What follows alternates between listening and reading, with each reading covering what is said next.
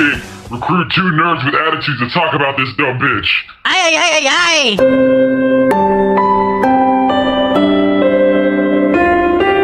Nerd is the new sexy. Hey everybody, welcome to Nerd is the New Sexy. This is episode 55. I'm Gambit as always, and with me is... Wildfire 1.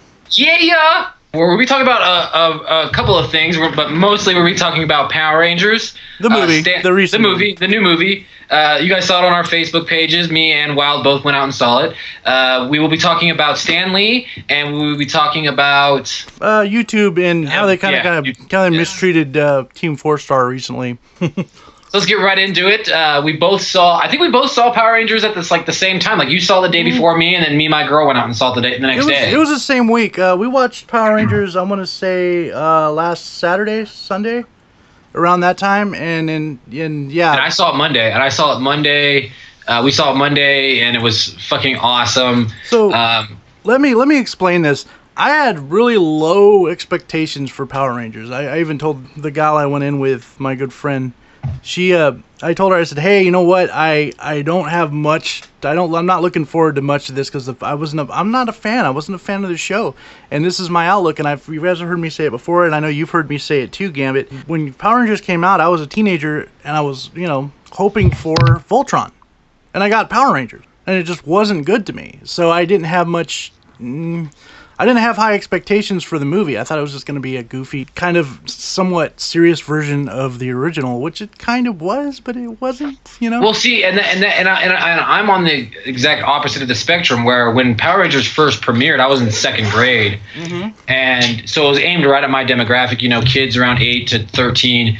And I just fucking lost it on fucking Power Rangers. I loved it. I watched every fucking episode.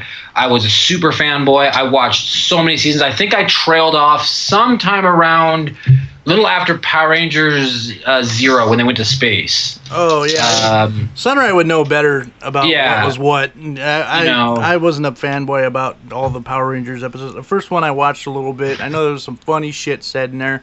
The best line, and you've heard us talk about before, the best line in the series was, we're going to toss your salad. And, they had to have known what they were saying when they were fighting that monster. No, and that's the thing. Was the only reason why I stopped watching it is just because I got older and I just kind of fell out of it. But and I've said this before, and I make no mistake or hide when people ask me all the time, why do you do martial arts? I tell people all the time, because I want to be the fucking Green Ranger. Jason David Frank inspired me to be a fucking martial artist. Watching the Power Rangers, watching that show, it really inspired me to do martial arts and become a superhero. Because the thing about the original that I really loved, and it's actually one of the downsides that I didn't like about the new one, is that in the original one, like 3 of the 6 original Power Rangers were martial artists in some faction. Because you had Trini, whose grandfather taught her kung fu. You had Jason, the original Red Ranger, who was a karate expert, and Jason David Frank, who was a karate expert as well. They were both black belts at the time. Kimberly was a gymnast. So was Zach was a fucking break dancer, and Billy was nothing. No, Billy was a gymnast, I believe. Well, he tried. He tried gymnastics with Kimberly. He tried martial arts with Jason. Like I said, so I was a super fanboy, and I wasn't. Me and my girl went out to go see it together, and I wasn't very excited. Like yourself, I was very put off because the trailer looked fine, but it looked way more serious and darker than it kind of needed to be. It was off-putting in a lot of senses. It was actually a little off-putting. And then so the movie starts out, and right off the bat, they hooked me like hard because it's this epic fight scene. Well, the first scene is a unknown Red Ranger, alien Red Ranger, talking to Alpha 5, stating that they lost. That all's lost, and that they need to send down a meteor, and that's kind of cool because it pretty much explains why the dinosaurs were extinct. They brought down a meteor. There you go. They brought down a meteor on Earth, and which is super dope because then as this Red Ranger's crawling and he takes off his power coin, you find out that it's fucking Zordon. And the coolest thing is, in the original show, they never go into Zordon. They never go really into Zordon. They he was a warrior. He at one point fought Rita, but you never really go into it. And what's super dope is they made Rita the Green Ranger, and that explains a fuck ton from the original show. Oh, yeah. In the original show, she made the Green Ranger, she had the power coin, but you're like, how did this evil bitch even get a Power Ranger coin? And then it makes so much sense if she was a Power Ranger who went evil. That makes so much more sense. And why she was able to give the power to fucking Tommy, you know, and just to see Zordon all badass and fucking Red Ranger-y was fucking dope as fuck. And and it also explains why he's caught in this version, he's caught in a spaceship in the AI, basically. Yeah, he's got this. You know, and I got to admit, I like what they did with him rather than just putting him in a tube and a face. He was a face and a wall, and the wall looked like one of those nail, those like novelty nail things that you can put your face in and it matches your face. It looked just like that, and that was kind of a cool trick. That was kind of a cool effect. Everything they did with Zordon and the actor they got to play it, which is oh god, what's his name? Who was that? I was trying to figure that out. It's Bryan Cranston. Oh, okay. From Breaking Bad is what he's most known for. But yeah, you know what? I was wondering if that was him. Yeah, you know, I'll always remember Bryan Cranston as the dad from Malcolm in the Middle. Yeah, Bryan Cranston played Zordon. Yeah. So Bryan Cranston was Zordon. So Zordon was awesome. The new Rita was awesome. It's funny because the actress who played Rita Repulsa, I'll have to look up her name, but I couldn't get over the fact that she was in Zack and Miri Make a Porno. Yeah. She's the one who played Miri. And I just can't not see her. I can't not see her in a light that's not funny. Like yeah, but she did a great job as Rita Repulsa. I had no problems with them. So we get into the Power Rangers, and the first one we get introduced to is Jason.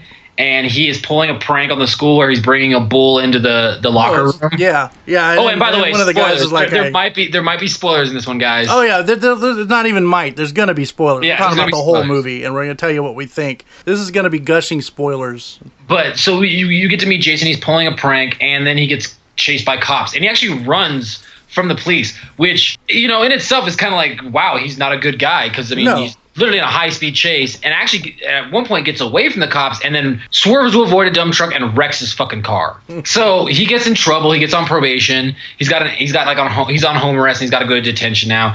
And there's issues between him and his dad because he pissed away his fantastic football career. So in this one, instead of making Jason a martial artist, they made him a football star and kind of the all-American boy, which he kind of looks like. He does look like Abercrombie and Fitch fucked, fucking Tommy Hilfiger. Yeah, but the worst part is they never really explained his motives of why he was kind of fucking up his life.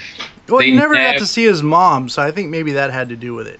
Maybe they'll go into it more in the next one, but they never talk about why he pissed away his career and like why he didn't give a shit about being a famous football player anymore.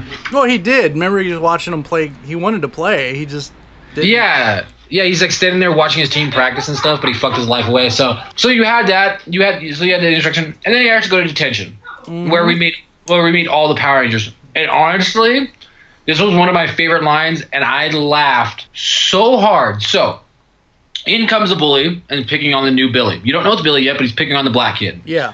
And the black kid is organizing his color pencils very obsessive compulsively. Yeah, very OCD. Very OCD. Very OCD. He's like organizing his pencils. And the new bully comes up, and I kind of wish they would have said that he was Bulk or Skull. You know, just as a nod.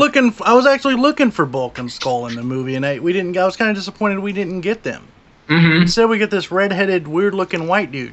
Am I the only one that thought that dude looked strange? Like he didn't. No, he looked weird. Like he did not look like a bully at all. But he's picking on Billy, and Jason walks up and is like and stands up for him. But my favorite part is like he swings on him and he dodges very slick, very badass, and then slaps the ever loving shit out of him. Like he pimp slaps him back to the Stone Age. Did you just slap me? Yeah, I did. It's weird, right? When you went and saw the movie, how packed was the theater? Well, we went on a Monday. School's still in session where I live. And we went on at 2 o'clock. So it was me, my girl, and one other person. That's it.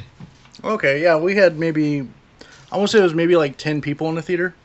Yeah. So I went to an early show and I kind of... But I laughed so ridiculously hard at that scene. I couldn't stop laughing. And I thought it was just another way to cement that he, at his core, is a good guy. Yeah. And then of course you kind of start to meet a little more about Billy. He introduces himself. You find out that's Billy, and he says my name is Billy Cranston, which I think is really hilarious because then he's like, yeah, and the kids used to call me Billy crayons up my ass or cramps a ton or something. Crams a ton of crayons up his butt, which is actually hard to cram a ton of crayons up your butt. He's this really fast talking, very funny, very antisocial kind of kid, and he just latches on to Jason and wants him to come over and he wants his help for something.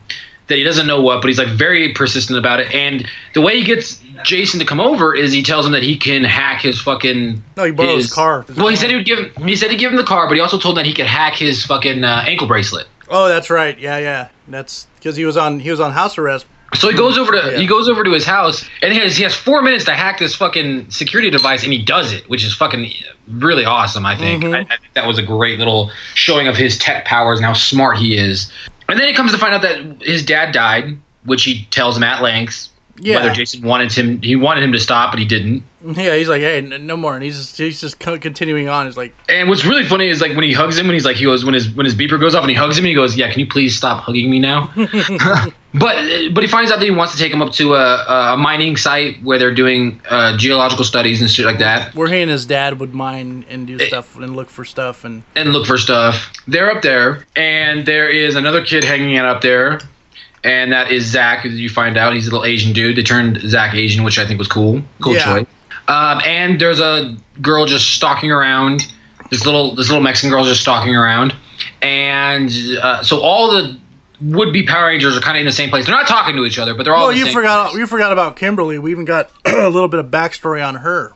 When they met in the detention. She gets a text and she goes to the restroom to meet these other girls, and you kind of find out that she did something wrong to somebody, and she texted a picture of another girl out to like the public forum. It didn't say what kind of picture, but it kind of hints as to what kind of picture. It kind of hints to a nudie. I'm not gonna lie. Yeah, it hints out to a nudie photo, which I kind of like that they had in this because this generation for it's an adult thing in a Power Ranger. Yeah, I can live with that. I can live with that. I can live with that. This is like real situations that I can get behind. So I'm down. It wasn't like, oh, I gotta be on my test. Oh, I'm depressed. I'm going to detention. No, you're sending nudie pictures to people and being a bitch. Right, and with this day and age of like technology, it is a problem. Like cyberbullying is a problem in schools. But so you had that situation, and then she goes all emo and cuts her fucking hair off. That's what I was gonna get to. She cutting her hair, and I didn't realize what it was. And the person I was with tells me for a cheerleader to cut her hair, that's a big thing. That basically means that was it like an act of rebellion, or you're just out of the cheerleading squad. I didn't know that. I didn't know that was a thing, and I didn't know that's a thing either. That's new to me too, because I never fucked a cheerleader in high school. Fast forward to the part where you were at, where they finally go to the this gold mining field area, this gold mining area, right? Yeah. When I gotta back up a little bit because Billy is fucking with explosives, which is hilarious. Oh yeah. So he's fucking with explosives, and Jason just dips on him.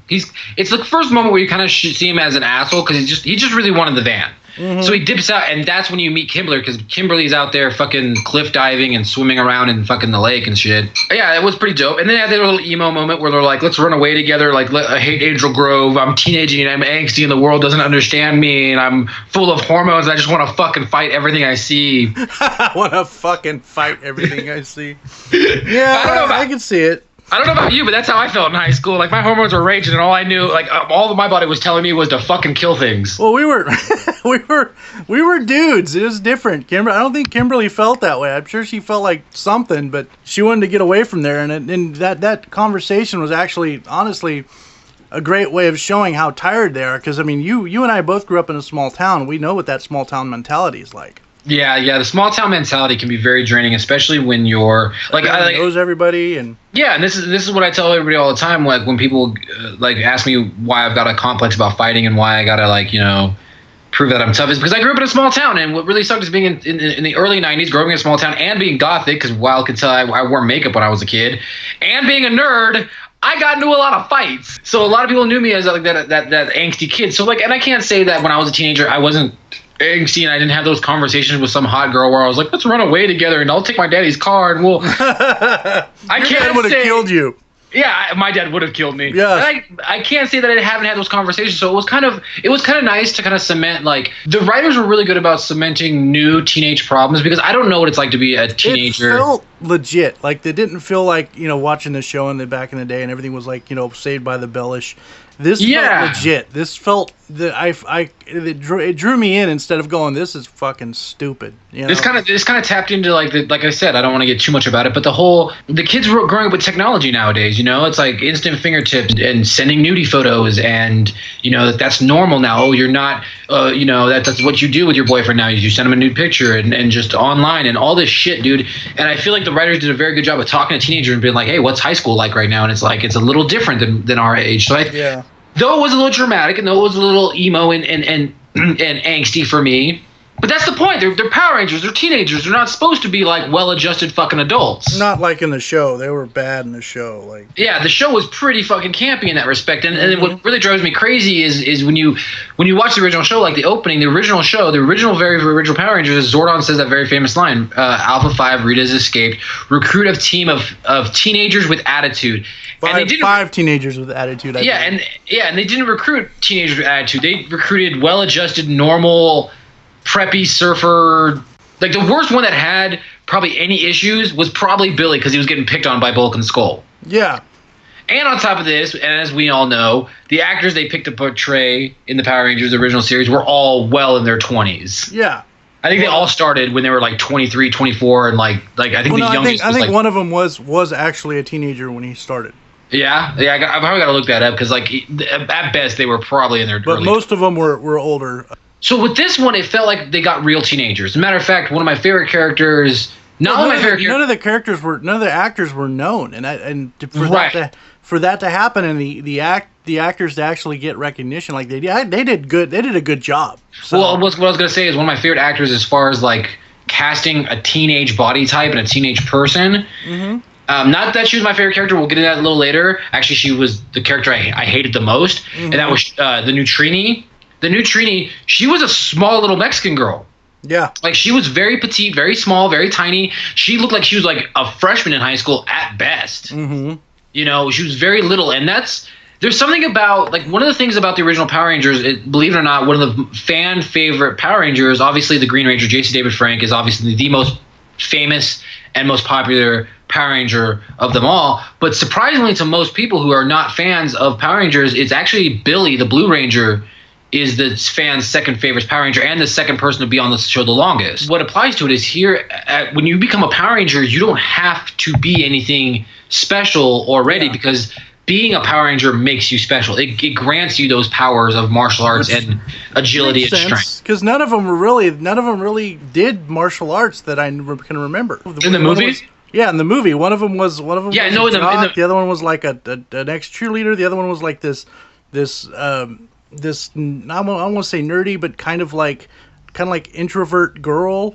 Right. No, you're very right. Like they none of them in their new Power Rangers knew any martial arts. Yeah, none of them even said they did that. Like there was no dojo, there was nothing. There was nothing like that. Yeah. So fast forward, we got all the teenagers in the thing, and Billy blows up the mountain. Literally blows up the fucking mountain with no fucks given, just blows it up. Yeah, no fucks given, blows it up. And actually, I gotta back it up a little bit. One of the things I love about Billy is right before he blows it up, he's having a conversation with Jason on the mountaintop, and he talks about that he's autistic. He's on the scale. He doesn't say he's autistic. He just says, Jason, I gotta let you know something. He goes, I'm on the spectrum. On the spectrum, yeah. And he goes, and then he's like, and he makes a joke, and he goes, see, I didn't know that was a joke. I don't understand that. And I kind of like that because autism is becoming a big thing in America right now. It's kind of nice to have an autistic character portrayed on film. Who's a hero and who's not helpless. Because when we think autistic, we think of a kid who can't take care of himself. Yeah. And I like that. I like they injected in this Power Rangers, they didn't shy away from real things that are happening. He turned out to be Billy? He turned out to be my favorite character anyway. Billy was my favorite character by far too. By far. He was the most lovable because it almost seemed like I could relate to him in many aspects, and two, he was just fucking hilarious. He was dry, laughing, hysterical. Mm-hmm. So they blow up the mountain and they find the coins. Now this is an interesting take on Power Rangers.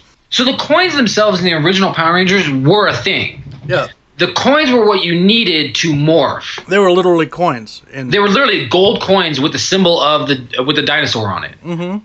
And what they did is they put those coins into a little hand-holding device that would allow you to morph, which is the very famous. You guys ready? It's morphin' time. And now this one, they get the coins, but they don't morph. They get the coins. Well, they don't.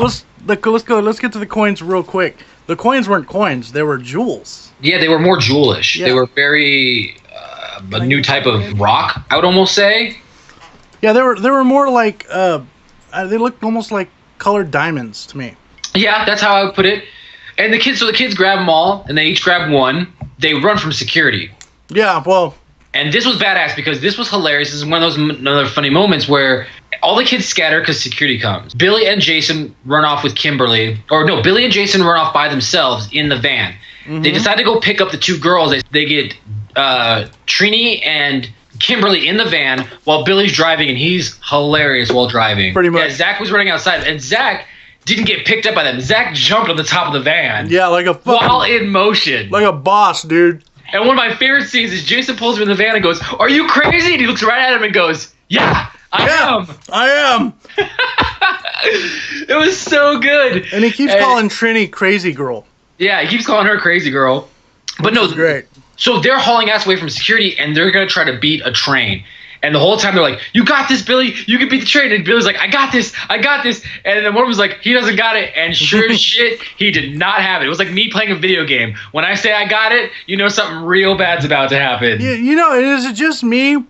Or was there a lot of cars flipping like in the first hour of the movie? Mm-hmm. Like, and that's what happens.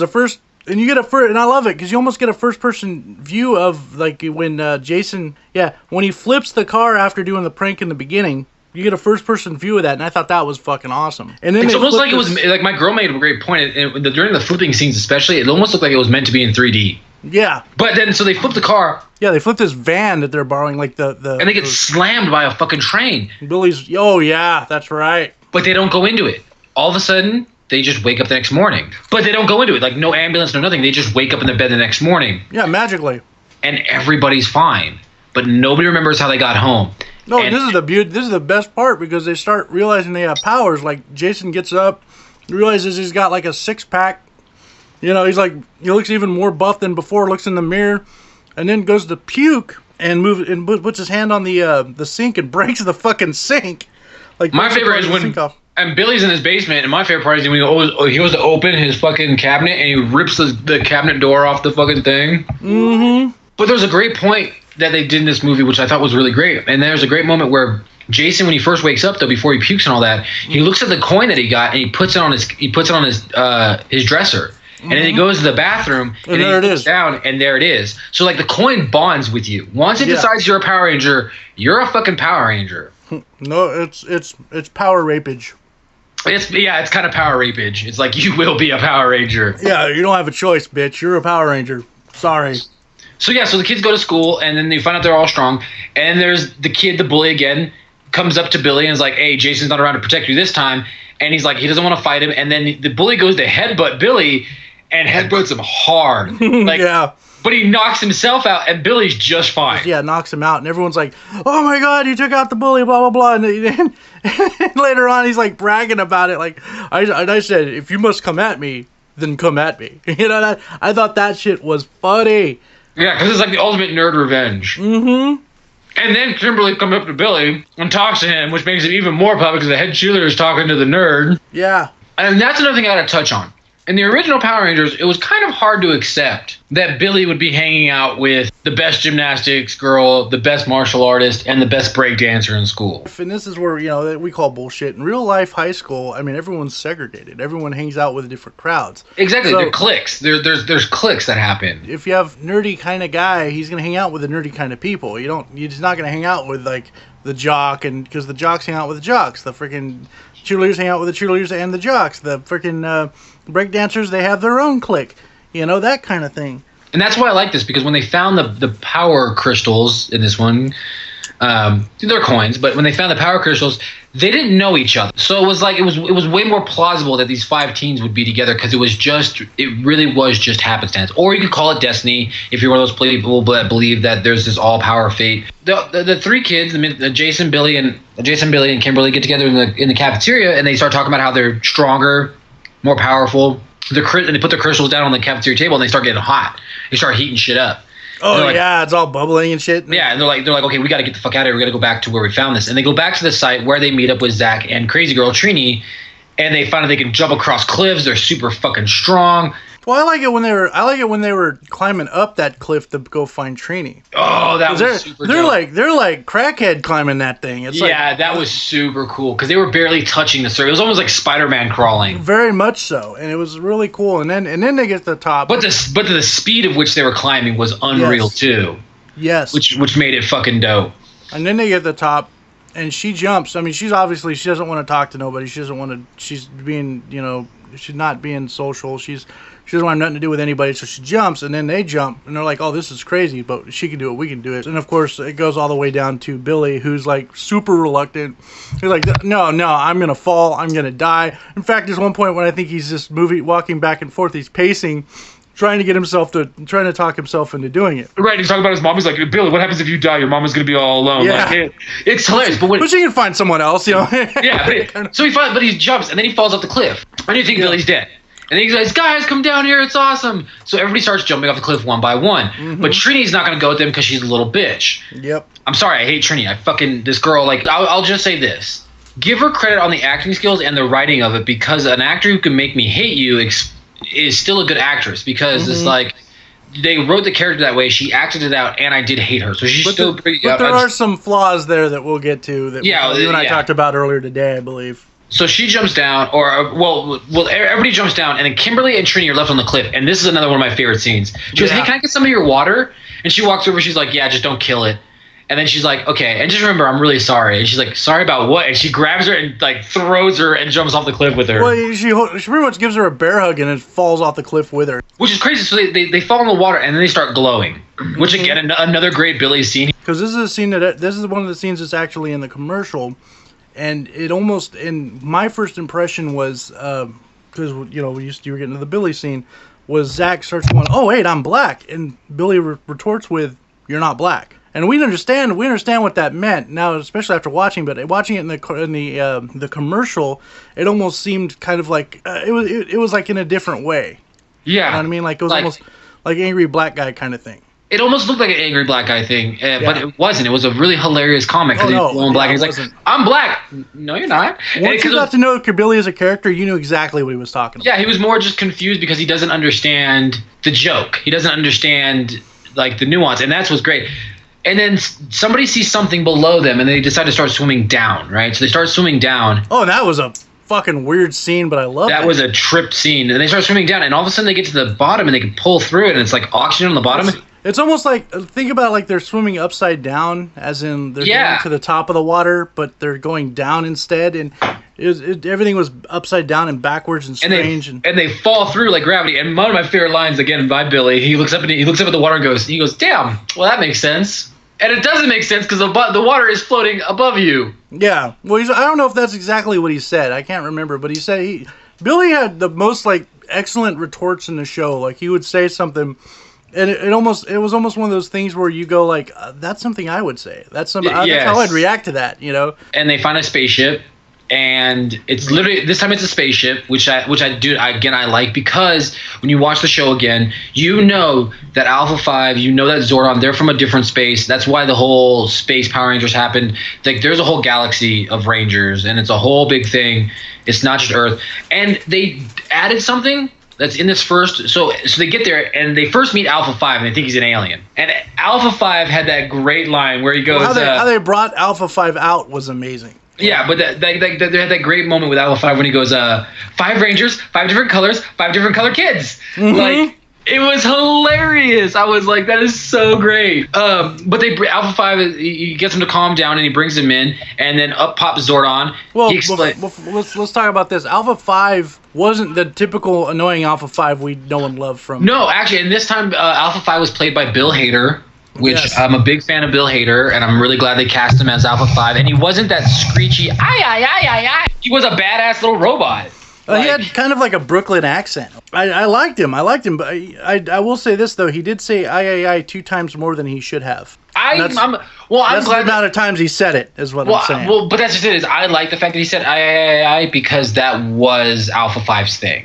Yeah, but that it was his so catchphrase. overdone, you know. In the But show, it was done way too much because literally he said it at every moment of every 5 fucking seconds, it yeah. was ay. Oh god, Alpha 5 was one of the characters I just literally wanted to kick in the nuts all the time. And yeah, but that's why I like this Alpha 5. And again, I'm just doing it for time.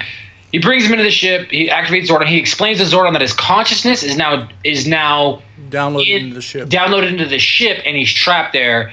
And Zordon is not this father figure Zordon that we come to love from the first one. He's like pissed. He's like, fuck, who are these kids? These are teenagers. And at first, which I really love, at first he doesn't speak English. He speaks this really crazy alien dialect. And then Alpha 5 goes, oh, they're teenagers from Earth. English is in your dictionary. Access it. And he accesses it, and then he starts speaking English, which I really love. Because it's just it's one of those little nuances that I think a lot of movies ignore, how somebody, especially an alien, would understand English or speak English. And this one, I feel like they did it a very, very good way. And then Zordon... Even in the first scene, the movie, they weren't speaking English. He was speaking that alien weird, language. yeah, that weird, crazy alien language. And so was Rita. Mm-hmm. And he explains to the Power Rangers that, which, again, this is something I really love, is that every life in the galaxy that hosts intelligent life has a crystal that can create life or destroy life. Mm-hmm.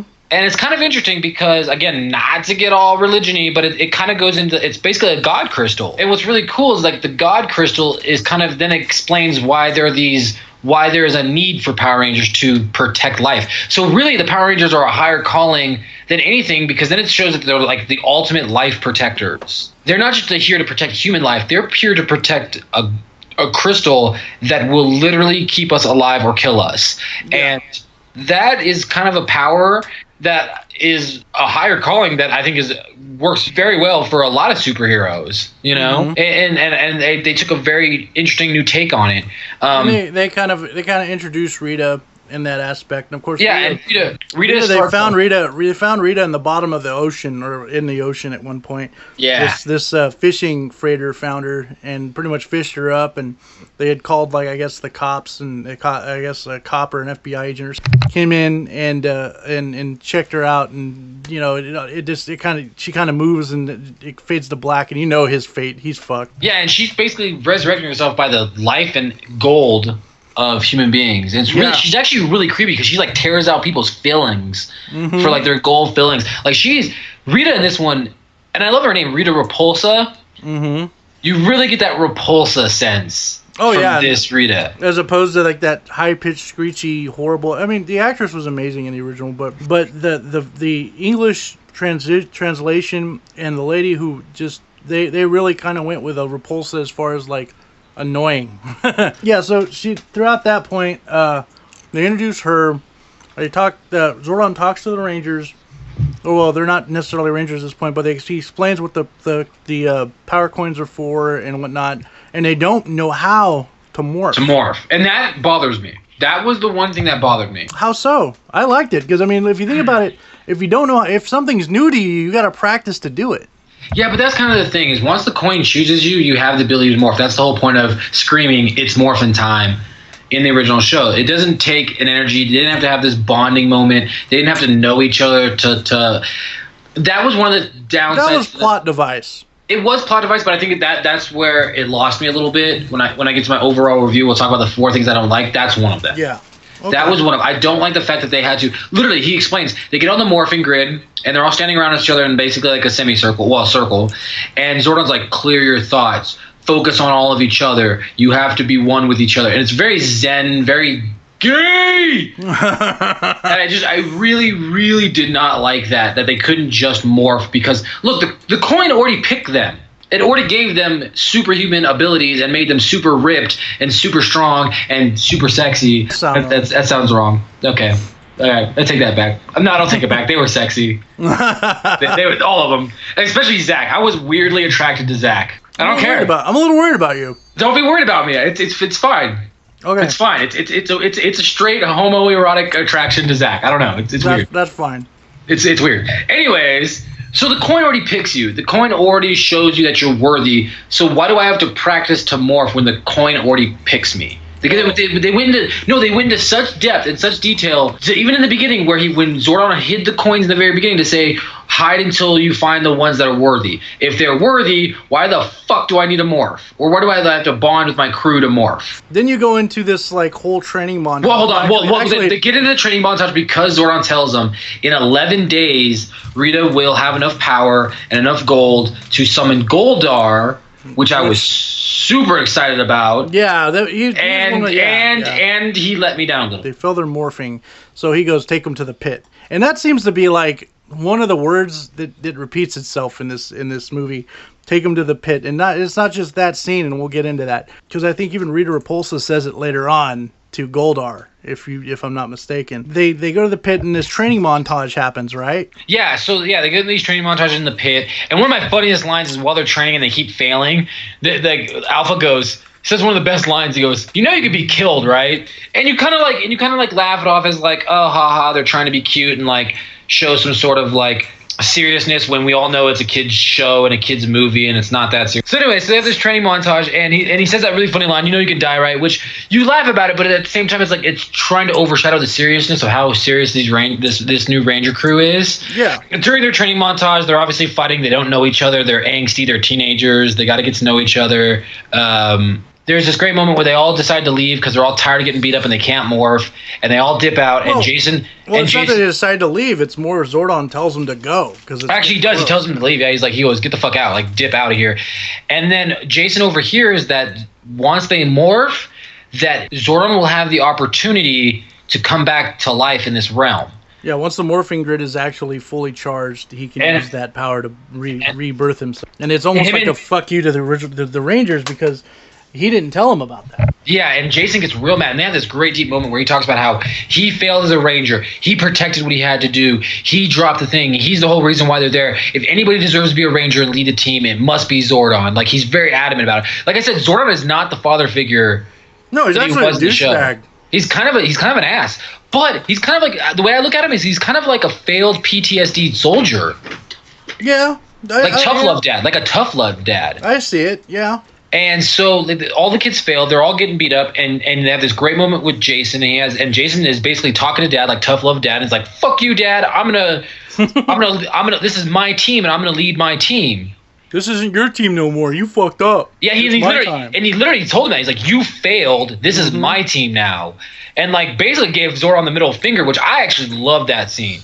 Yeah, that was a scene that actually showed that that Jason was actually he wanted to be a Ranger. He was determined. Yeah, and worthy of it. And so he goes outside, and they decide to have a little camp out and get to know each other, which I think was great. That was a good scene. It really was. Well, and this is where I get into it. Okay, this is where I have issues, and this is where I really hate Trini. So they're talking about. So Zach decides to start first, and Zach's story is actually kind of sad. He's kind of a runaway and kind of a troublemaker, but he's really running away from his fears of life because his mom, who he loves more than anything else in the world, which is one of my favorite scenes when he screams, "My mom is the best!" Yeah, that was pretty good when he screams, "My mom is the best." She's dying of something. Yeah, it doesn't say what. It just I kind of assume cancer. They don't go into it. That's just my nerd assumption. You know, that's also really cool that they leave that open for interpretation for the watcher. Yeah. So they have this. So Zach opens up, and he really has this open up moment. Billy then talks about his dad and how he doesn't really miss him, and how that's kind of sad to him. Yeah, because he does miss him, but he doesn't start missing him when he's with them. Well, yeah, because he's with his friends, and so he loves his new friends and everything, and you kind of like bond with Billy. Kimberly's a bitch. She doesn't decide to talk at all. No, she's Jason, like, oh, no, I'm skipping this. And then Jason says, well, you guys all know my story, which kind of everybody does. Yeah, because he's the failure of the town. Because he's the failure. Yeah, he's the failure of the town. The all-American boy who failed everything. Mm-hmm. And then they finally get to Trini. And Trini starts getting real emotional and starts talking about how her parents are very traditional. Well, how she's the new girl everywhere she goes. Well, no, she goes, I've been to 3 schools in 3 years. I go to 3 different schools every single year, and I like it because it keeps everybody at arm's distance. My parents are so prim and proper, and they all believe in labels. And Zach makes a great point to be like, guy troubles, and then she goes, and she's quiet, and she's like, everybody believes in labels. I don't believe in labels. and he's like, girl troubles. And then she kind of like... It was almost like a nod without nodding. Yeah, she almost nodded without nodding. It was like a sullen moment that you can see. It's very body language, which, again, good to the actress.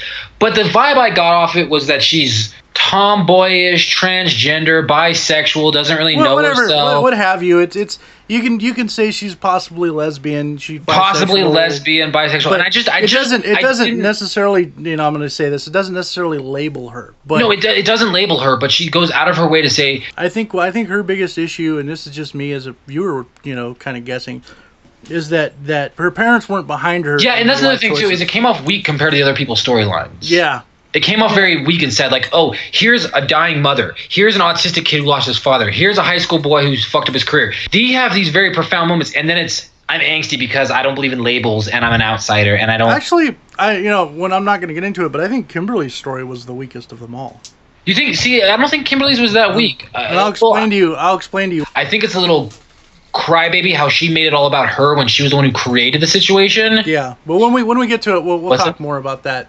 It's very cliche. Trini's story is cliche as well, but there's substance to it. There's a story, like she's like self-loathing almost. It all comes down to how you interpret the line, because this is a no bullshit line. She says, I don't believe in labels, and I don't want to be stuck to any labels. But she said she has very traditional parents, and I think the problem now here's the thing, and this is the problem that I had with it. I feel like they covered the dead dad, the dead mom, right, or dying mom, dead dad, high school fuck up, and they just threw in the sexuality label thing, as in, let's cover all the basis of teenage problems right now. Yeah, I could see that. And that to me, why it felt very forced. I want a strong female lead that says that I'm okay with my sexuality. It's okay to be okay with your sexuality when you're a teenager. Own it and be okay with it. See, Trini's character is very touch and go throughout the series. It is, and that's my problem with it, and that's where the problem lies. Is that her storyline felt very forced to touch on all the problems of the new generation. Yeah. Right, because now we can get it felt like it was pushed in our face, like, look, this is what's going on. Kimberly goes to Jason's house at night and explains to her what landed her in detention. What it is she denied the fact that she sent a picture. So she was dating this guy, and her friend sent her a nude photo of herself, to which then she sent to her then boyfriend. Again, they didn't say it was a nude photo. However, it's up for interpretation. It's pretty obvious. It's pretty heavily implied. Mm-hmm. But now she sends that to her then boyfriend, who then sends it to everybody. Then she goes to her boyfriend and punches his fucking teeth out. Well, she sent it to her boyfriend and said, "Is this the kind of girl you would like to bring?" Right, because she was being a catty bitch. Yeah. Now, and that's why I bring it full circle with why I don't like Trini, because, again, let's be honest. In this day and age, again, we don't know I never experienced cyberbullying when I was a kid. Well, there wasn't very much going on. It wasn't a thing. Bullying back in our day was in your face. Yeah. But I can only imagine what it would be like to send a let's just say provocative photo, not necessarily nude, but maybe let's just say provocative. Provocative, yeah. A photo, and then suddenly the whole school seeing it. No, so how would you deal with that? And then the other problem that I had with Kimberly's story is, okay, you were being a snarky catty bitch. Yeah, and all of a sudden she feels bad for it. She feels bad for it. It's like, bitch, you did this to yourself. She's like, oh, I don't want to be a bitch, but I was a bitch. Hee. So you pretty much stepped on your own toes, is what she did. She basically says, I was a bitch. I didn't mean to be a bitch, or I didn't mean to be that much of a bitch. Now feel sorry that I was a bitch. Yeah. It's like, no, bitch, I'm not feeling sorry for the fact that you created this. And her big sob story is that they showed the picture to the dad. Mm-hmm. The dad had eyes. In his eyes. Yeah. That's why it's highly implied that it's a nude photo to me. Yeah. And if I knew that the whole school saw a nude photo of my daughter, I would be heartbroken for my daughter. Yeah. Plus, I'd be a little disgusted having seen my naked daughter. So it's very heavily applied. But that's why it really makes me mad, because, as I said, you got the dead dad, dying mom, high school fuck up, and I felt like they were like, okay, so let's talk to teenagers and what's the biggest problems? Okay, cyberbullying and bisexuality, lesbian, and transgender. And that's where I feel they lumped Trini into the non-binary, non-labels, right? Well, you know what? We can just say Trini has parent issues. Well, I think it's more than parent issues. What I'm saying is that her parents don't approve. Nerds, go out and see the movie. Tell me if I'm right on this one, because I really think it's a transgender. Do you remember the scene where she's talking to her parents and she says she might be a superhero? How her mom reacted? Yeah, she piss tested her. She's peeing this cup. Which The whole means time- that maybe Trini has drug issues. Well, no, it just means that they think she was on drugs because she said some crazy heinous stuff. But you got to remember as well, her parents were asking her how her friends were, and they were almost mockingly doing so. Yeah, that's true. That's So true. There's parent issues. There's family issues. Well, there's definitely parent issues. And the fact, and this is another thing that I hate about Trini is that her mom is just trying to get to know her, and she's being that quiet little bitch at the end of the table. Like, I don't want to talk to my parents because they don't get me, because I don't believe in labels. It's like, See, I agree with that. But she, in a way, she did it to herself. Not quite as much as Kimberly did. But yeah, she did it and that's the problem that I have with the two girl storyline. In the next movie, they have like a big reveal, you know. like the Green Ranger's supposed to be a female or something. And maybe the new Green Ranger, maybe Tommy is a female, and then Tommy and Trini get together. Well, there's word of Tommy being female. Yeah, that's not speculation. I don't know how Nerds, true it is. Yeah, nerds, that is not speculation. It is actually a fundamental fact. They even interviewed Jason David Frank on his feelings at how he would feel if Tommy Oliver was a female in the new version, because there is serious talk about Tommy Oliver being a female in the new one, which I think. I don't like. It would be cool. I don't like it. I personally don't like it. Now, here's the thing. We've been talking about all this for a while now, and here's what the beautiful thing about this movie and why I love it is because they left so much up for interpretation, though, that me and you are sitting here debating all the child's storylines. Well, yeah, and we've been doing it for quite a bit now. Yeah, the movie's amazing. The movie was very well done. So anyway, so you fast forward, training montage complete. They bond. Everybody's happy family now. Rita Repulsa goes to Trini's bedroom. Oh, yeah. Has an out-and-out fight scene with her and tells her that she was on Zordon's team as the Green Ranger. Green fucking Ranger. And she was the outcast, just like Trini. So Trini should join her, and she'll kill everybody but her, basically. Yeah, she said, if you betray your friends, I will spare you. She tells her friends at a football thing, and they decide to go kill Rita. Which actually, she decides what they lead you to think. She decides not to. She ends up goading them into wanting to go find Rita at this place. They all get captured, and then Rita outs Trini in front of everybody. Mm-hmm. And then I'll let you continue on from there. So Rita's got all the Power Rangers tied up on the side of a boat. Now, mind you, I gotta say this: they went to Rita Repulsa to kill her, which is a huge teen decision to murder somebody. Sorry. No, I'm serious. That's not a Saturday. It's not even like the show in the 90s.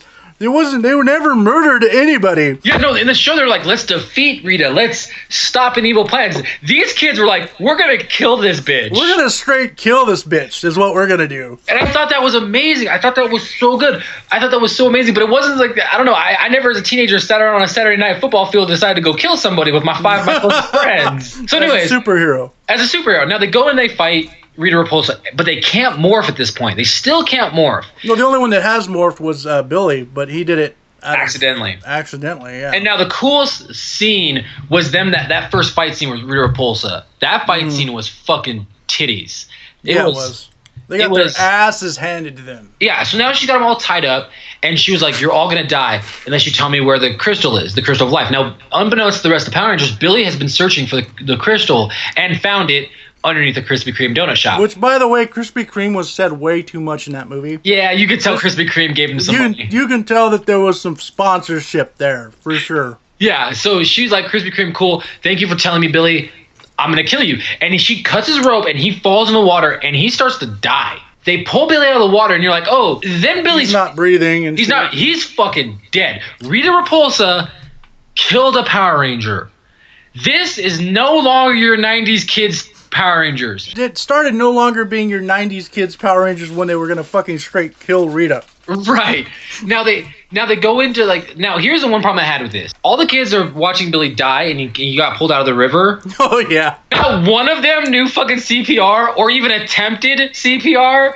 Like, nobody knew CPR? Really? Maybe it's because my first job as a kid when I was 13 years old was a junior lifeguard. That I knew CPR. But, like, no, what they decide to do is pick his dead body up, lug his ass across town. And carry him very Christ-like all the way across town. And here's the thing, they walk all the way across Angel Grove and not one cop was like, oh, they're carrying a dead body. Or the fucking security from earlier. Right. The security must be completely fucking stupid because they can just come and go as they please after they got away and got hit by a train. None of that. So let's carry a dead body all the way back to Zoran, Yeah. but let's drop a drowned dead body back into water.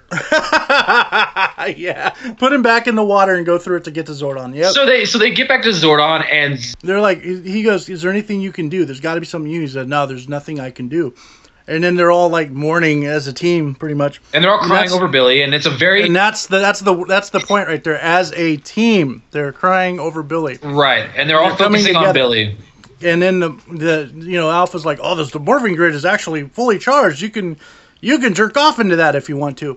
And all of a sudden, he's like, it looks like he's actually gonna rebirth himself. And then his face comes back. He's like, "I'm back, bitches!" And Billy wakes up. I'm back, bitches. Pretty What's much. up? I like this face screen thing. I kind of like this thing. I've kind of grown attached to this ship. I'm attached to a supercomputer, and I've got access to all of Earth's porn. I was good about here. to say that there's so much porn in this There's ship. so much porn in this ship. So Billy comes back all Jesus-y. They get on the morphing grid. They morph into the Power Rangers, and then it's go Power Rangers time. They morph into the Power Rangers, and they have the cool superhero walkout moment. Oh yeah, well they're walking. Then they had a really cool fight scene with the putties, and then a really cool fight scene underwater with the putties, which was super good. By the way, the putties, in my opinion, are an issue. The putties are a little bit of my issue too. So, anyways, so Epic War happens. They're fighting all the putties. They're fighting against everything. They realize there's too many putties and they can't win. And Zach, being the crazy badass that he is like, "Hold on, I'll be right back." He comes back in his Zord and just tears everybody apart in his Zord. All of them decide to go to town because while they're fighting on the scene and Zach's in his Zord, they look over and Goldar is resurrected. Now here's Which the thing he looks just about like the character. but not. Goldar was a little bit more menacing and kind of, even for being a fake kind of puppet in the original series, he was still more badass than this Goldar. He was like this one was a live molten lava golden monster. I beg to differ. I think he was more menacing in this one simply because The wings were super dope. He didn't have a face in this one, and I think that's what I like. And that's what I didn't like either. He was kind of faceless. So yeah, then they get in. At this point, they see that everyone gets in their Zords, and then the epic "Go Power Rangers" theme plays, and that's where I got my nostalgic nerd tears. And then they fight in their Zords, which I thought was badass. They go to town and just cause much more damage than shit. Yeah, when they go to town, they don't really. I mean, granted, Rita pulled up a shit ton of putties. She's causing havoc, man, but they do a lot of collateral damage. Yeah. Themselves, but it's really hilarious. So then they all fighting on Goldar. She gets the Krispy Kreme. And it was really funny scene where she gets into Krispy Kreme and then eats a donut. She eats a fucking donut, and she looks like she's enjoying it. Yeah, she looks like she loved that donut. She was like, "This is an amazing donut." But she opens up the portal so they can see the crystal. They're blocking the thing. Now this is the part that I have a problem with. Goldar pushes all the Zords into the pit. And this is where she goes, push them into the pit. So she pushes them into the pit, and instead of having that great transformation moment that you get in the TV show, it's just kind of like hold on to each other. It kept saying hold on to each other. Mm-hmm. And they morph into the Megazord, and they come out of the hole all Megazordy. And it doesn't look like a Megazord. It looks like a retarded Optimus Prime. I'll give you that one. But one of my favorite lines comes from Billy again. And in the old show, they all sat in a cockpit together. In this show, they're individual Zords. Yeah, like they're on the chest of this thing. Yeah, and this one, Jason was the chest, Trini and Kimberly with the arms, Zach and Billy with the legs. And Billy says that great line. He goes, "Zach, you're a leg? I'm a leg, man!" The cockpits are like these oval-shaped cockpits, and they're all along the chest of this thing. Then they fight Goldar. They defeat Goldar. They defeat Rita. They save the day. And that's the thing. And she gets inside of Goldar. And the best part is she slaps Rita. He bitch slaps her. And she does say, "Make my monster grow." Hold on. Yeah, you know what? The "Make my monster grow" part was when she actually made Goldar appear. Oh, that is true. So she's and I saw that, and I think the first thing I said was really they had to say that. was probably like, I could have gone without that. Like, it's just like the eyes. I could have gone without the Make My Monster Grow. But yeah, the slap scene was freaking hilarious because it went back all the way to the beginning. Yeah, it was weird, right? It was so good. They find her. She's amongst all that molten gold, I guess. And they make her basically give up the staff and the green coin, right? And then the movie ends, and it ends on a cliffhanger of them probably gonna have a sequel. And the end credits is them being in detention, and they say, after the end credits, after the end credits, there's a bonus scene, and they go, a new student is joining us in detention, Tommy Oliver, and a locker explodes, and then Billy goes, that was my bad. So anyways, so that's the Power Rangers movies. Now I will say this: I had 4 problems with the Power Rangers movies. I had a problem with the morphing grid. I had a problem with the... They didn't explain it enough. Yeah, I had a problem with the morphing grid. I didn't like the fact that they couldn't just morph and do the...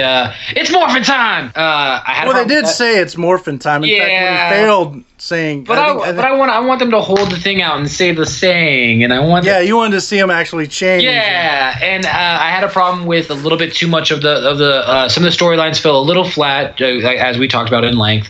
And the other problem that I had with it was that nobody knew martial arts.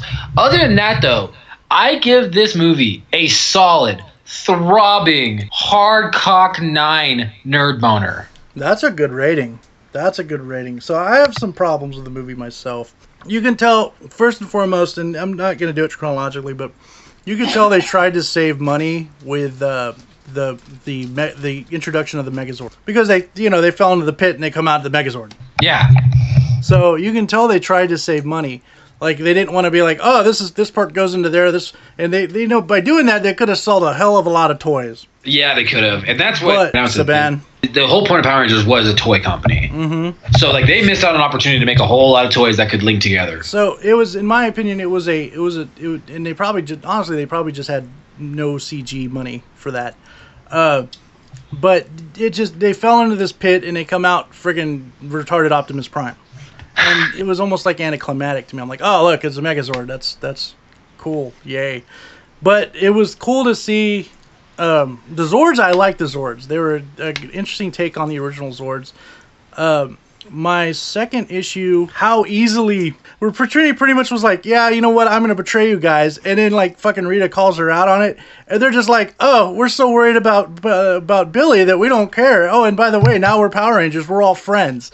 Like no one, there's no like, I'm sorry. There's no like, they're not talking about it. They're just automatically buddies. But you do get that sense. I know I kind of Trini bash a lot, but you get a sense that she really wanted them as friends. Yeah, she wanted to be their friends. It was hard to tell with all the running she did, but yeah. She was like that girl who runs away from relationships because she doesn't want a boyfriend, but deep down she really wants a boyfriend. Yeah, well, they could have acted a little more on that and get more into that, but and these are like small complaints. The Make My Monster Grow part, and of course the eyes. I was so sick of that from the series that hearing the actor say it as Alpha 5, even with a different voice, because he said it twice. I counted purposely. And those are just little meager complaints. I think everything else was pretty good. And I will say they did push Krispy Kreme down our throat. You know, somebody left the theater going, "God damn, I want a Krispy Kreme donut." Oh, dude, you know it. It was subliminal messaging right there. They're like, I must have Krispy Kreme. I'm gonna give it like a 7.5. It was a good movie. I was very happy with it. Going in expecting a shit movie and coming out very excited and very happy. It was definitely worth watching. If you guys are fans, even if you're not fans, watch it. It's a good movie. It's a great movie. I highly recommend it to everybody. Like, it almost made me blow my load. I almost gave it a 10. Almost. Stuff, and I know I bitch about it, and I said it before. I do like the fact that they want to touch on it.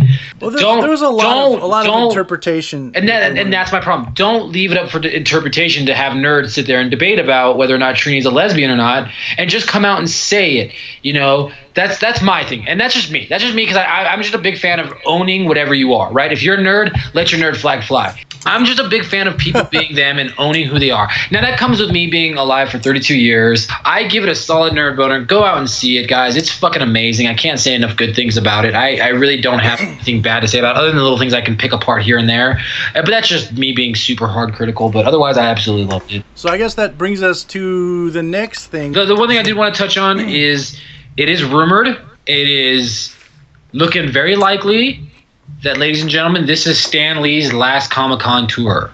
Yes, and that's very sad. I hope he is getting up there in age. This is kind of the end of an era. Stan Lee has been part of the Comic-Con since they started. He's been a big part of it, yeah. And it's very sad to see him go. So nerds out there, I implore you, if you can buy the tickets, he's 94 fucking years old. Wow. Stan Lee is 94 years old. I mean, he's still making cameos in movies, and he's doing a lot more than a lot of other 94 people are. I honestly pray that Stan Lee's health is not declining, and that's the reason why he's not leaving. I hope to God he's healthy. Nerds, if this is true and this is his last comic book run, go out, meet the man. I had the pleasure of meeting Stan Lee 4 times, 4 separate occasions, one of them being a VIP guest pass where I got to sit and talk to the man for 30 minutes. Oh, wow. Really great guy. He's a really laid-back fella. Really great guy, real laid-back, super nice guy, very smart, very political, very outspoken about his beliefs about what human beings can be and what they should be, and the greatness he sees in our human race. And he is honestly one of the best men I've ever had the pleasure of, one of the best celebrities I've ever had the pleasure of sitting down and talking to. I have comic books signed by him. It is a true pleasure to see him. So nerds out there, if you have the opportunity, go. I know my girlfriend is actually flying all the way to Florida just to go see him in Florida. Man, if Stan Lee passes away, I should say when Stan Lee passes away, that's gonna be a dark day for me. It's gonna be a dark day for all nerds. It's almost like Mark Hamill dying. Like honestly, like on that point, I hope it doesn't happen on a Friday because I am not filming the podcast. There'd just be too many emotions. I would be too sad. And who knows? He might be like, just kidding, bitches. I'm gonna do it until I'm 102. And for being 94 years old, the man looks fantastic. Well, yeah, he's getting up there in age. You never know what could be the issue here. I mean, and this could also be just bullshit online that we're reading. Well, either way, he's still 94 years old.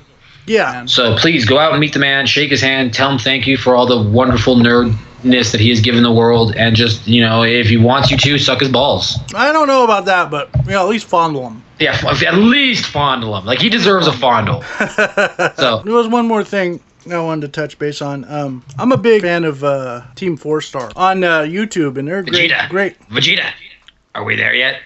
We can use whales. Vegeta, yeah. Do you want to kill a planet? It doesn't have to be a whole planet. Look, Vegeta, there his rabbit. Team 4-Star is an amazing, great abridged series. They recently had Dragon Ball Abridged taken down by YouTube, and this is a big issue. This YouTube, their copyright strikes on users is basically just fucking things up. Dragon Ball Z and stuff, that's all copyrighted, but at the same time, they not only do they put something in the beginning of their shows, they're actually, from what I can tell, are in good standards with Funimation. This is a situation where some douchebag person had turned them in, and and YouTube, being that everything's automated, and that's the problem. Everything's automated. They don't have people checking this stuff. There's a lot of YouTube channels out there, so I can kind of understand that. But instead of just looking through it and seeing, oh, okay, this is someone copyright. Is it a legit copyright violation, or is it just someone being stupid? Us nerds, we need to kind of stick together, and this is my shout out to DBA and Team 4-Star. They deserve it. They've brought a lot of wonderful entertainment, not just the Dragon Ball Abridged series, but they also have other Abridged series out there. And we need, us nerds who love them, we need to stick behind them until that way they don't just give up. Because let's be honest, man, you put all this work into stuff. We have seasons and seasons of stuff. If this were to happen to Nerds the New Sexy, I'd be heartbroken. Yeah, no shit, right? YouTube is just getting a little too Nazi with their copyright laws. I mean, yeah. and Nerds the New Sexy has experienced that very clearly. That when we try to do the Superman thing, Facebook was like, "Oh, I'm sorry, this is copyright law." And it's like, dude, I get it. Look, I understand not wanting to steal somebody's intellectual property. I get that fact. But you're just when the company signs off on it and is okay with it, let it fucking go. Yeah, we've talked about this vaguely with F777, and in a situation like that, I completely understand. So in a way, it's kind of a kick in the nuts, and YouTube, you need to get your shit together because you're going to start losing people. Which is really crazy because I would hate for our videos. We're just starting to post up on YouTube, and I would hate for our videos to go down because we talk about Disney or we talk about Power Rangers or we talk about Nintendo. Or Nintendo. That would suck. So So with that said and done, everyone, I think that we are done with the podcast. We hope to hear from you guys. If you want us to talk about anything specific, let us know. Let us know at the Facebook page or get a hold of Gambit on the Twitter page, and we will go from there. Also, we have episode 60 coming up. Episode 60 is our season finale. We will definitely be taking about a month or two off after that so we can try new and big things. Exactly, so we can figure out new and big things and magical stuff to do for you. We will definitely have some more YouTube videos and stuff like that out. I just got a lot of wonderful toys for that. Where do you get those wonderful toys? Thank you, Amazon. Including, a new camera, green screen, and all that fun stuff. So we'll go from there, and who knows, the sky's the limit. We hope to see you guys next week on episode 56. Thank you for staying with us for this mini boss episode, and have a good weekend. Stay sexy. Peace.